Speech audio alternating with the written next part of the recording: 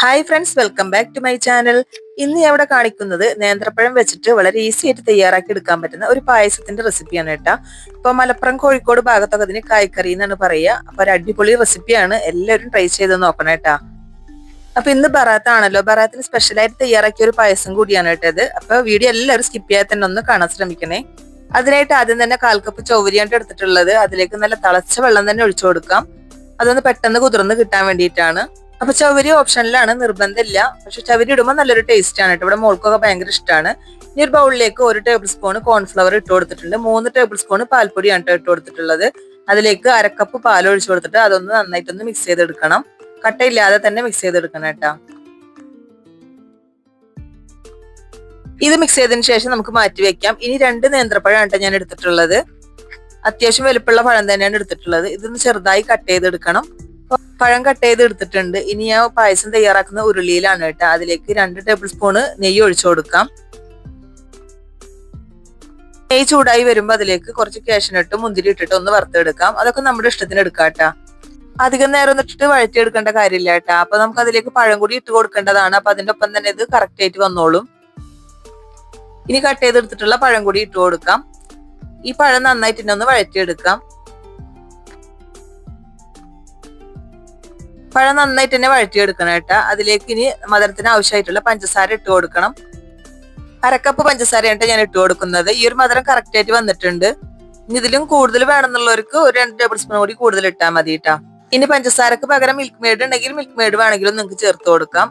ഇനി ഇതിലേക്ക് പാൽ ഒഴിച്ചു കൊടുക്കണം. അപ്പൊ ഞാൻ ഇവിടെ എടുത്തിട്ടുള്ളത് പാക്കറ്റ് പാലാണ്. നിങ്ങൾക്ക് തേങ്ങാപ്പാൽ ഉണ്ടെങ്കിൽ അത് വേണമെങ്കിൽ ഒഴിച്ചു കൊടുക്കാം കേട്ടോ. അപ്പൊ പെട്ടെന്ന് ഉണ്ടാക്കുന്ന ഒരു മെത്തേഡാണ് ഞാൻ ഇവിടെ കാണിക്കുന്നത്. അതുകൊണ്ടാണ് ഈ പാക്കറ്റ് പാല് മേടിച്ചിട്ടുള്ളത് കേട്ടോ. 2 പാക്കറ്റ് പാലാണ് എടുത്തിട്ടുള്ളത്. 1/2 കപ്പ് പാല് മാറ്റിയിട്ട് കോൺഫ്ലവർ മിക്സ് ചെയ്യാനായിട്ട് എടുത്തിട്ടുണ്ടായിരുന്നു. ബാക്കിയുള്ള പാലൊന്ന് തിളപ്പിച്ചെടുത്തതാണിത്. എന്നിട്ട് നന്നായിട്ടൊന്ന് മിക്സ് ചെയ്തെടുക്കണം. ഇനി ഇതിലേക്ക് കുതിർക്കാനായി വെച്ചിട്ടുള്ള ചവരി ഇട്ട് കൊടുക്കാം. അപ്പൊ ആദ്യത്തെ വെള്ളം ഞാൻ ചവരി എടുത്ത് കളഞ്ഞിട്ടുണ്ടായിരുന്നു കേട്ടോ. അത് രണ്ടാമത് ഞാൻ ചെറിയ ചൂടുവെള്ളം ഒഴിച്ചു കൊടുത്തിട്ടുള്ളതാണ്. എന്നിട്ട് നന്നായിട്ട് തന്നെ മിക്സ് ചെയ്തെടുക്കണം. അപ്പൊ ഏകദേശമൊക്കെ വെന്ത് വന്നിട്ടുണ്ട് ചവരി. ഇനി കുറച്ചും കൂടി വെന്ത് കിട്ടിയാൽ മതി കേട്ടോ. നല്ല തിളച്ച വെള്ളമല്ല നമ്മൾ ഒഴിച്ചു കൊടുത്തത്. ഇനി നമ്മൾ പാലൊഴിച്ച ഗ്ലാസ്സിലേക്ക് 1 കപ്പ് ചൂടുവെള്ളം ഒഴിച്ചിട്ട് അതും കൂടി ഞാൻ ചേർത്ത് കൊടുത്തിട്ടുണ്ട്. പിന്നെ മധുരം ബാലൻസ് ചെയ്യാനായിട്ട് 1/4 ടീസ്പൂൺ ഉപ്പാണ് ചേർത്ത് കൊടുത്തിട്ടുള്ളത്. എന്നിട്ട് നന്നായിട്ടൊന്ന് മിക്സ് ചെയ്തെടുക്കണം. ഇപ്പൊ നന്നായിട്ട് തിളച്ച് വന്നിട്ടുണ്ട് കേട്ടോ.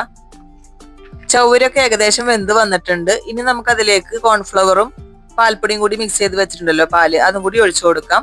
അപ്പൊ അതിന് മുമ്പായിട്ട് നന്നായിട്ട് തന്നെ ഒന്ന് മിക്സ് ചെയ്തെടുക്കണം കേട്ടോ. ഈ മിക്സ് ഒഴിച്ചു കൊടുക്കുമ്പോൾ മീഡിയം ടു ലോ ഫ്ലെയിമിൽ വെച്ച് കൊടുത്താൽ മതി. എന്നിട്ട് വേണം ഒഴിച്ചു കൊടുക്കാൻ. ഒഴിക്കുന്നതിന്റെ ഒപ്പം തന്നെ അത് ഇളക്കിക്കൊണ്ട് നിൽക്കണം കേട്ടോ. 1/4 ടീസ്പൂൺ ഏലക്കപ്പൊടി കൂടി ചേർത്ത് കൊടുക്കുന്നുണ്ട് കേട്ടോ. അപ്പൊ നിർബന്ധമില്ല, ഓപ്ഷനിലാണ്. പായസത്തിലെ ഏലക്കയുടെ പൊടിയോ ചേർക്കുമ്പോഴാണ് നമുക്ക് ആ പായസത്തിന്റെ കറക്റ്റ് ഫ്ലേവർ കിട്ടുന്നത്. അപ്പൊ ഇതിലിപ്പോ ചേർത്തില്ലെങ്കിലും കുഴപ്പമൊന്നുമില്ല, എങ്കിലും ചേർക്കുമ്പോൾ നല്ലൊരു ടേസ്റ്റ് ആണ് കേട്ടോ.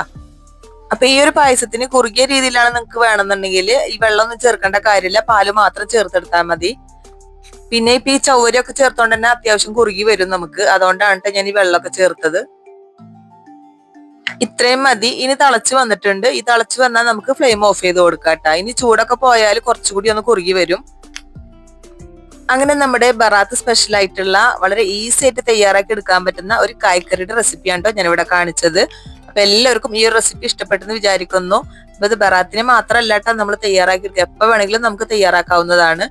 കുറച്ചു നേരം ഇരുന്ന് കഴിഞ്ഞാൽ ഒന്നുകൂടി തിക്കായിട്ട് വരും കേട്ടോ. അടിപൊളി പായസമാണ് കേട്ടോ നേന്ത്രപ്പഴം വെച്ചിട്ട് നമ്മൾ തയ്യാറാക്കിയിട്ടുള്ളത്.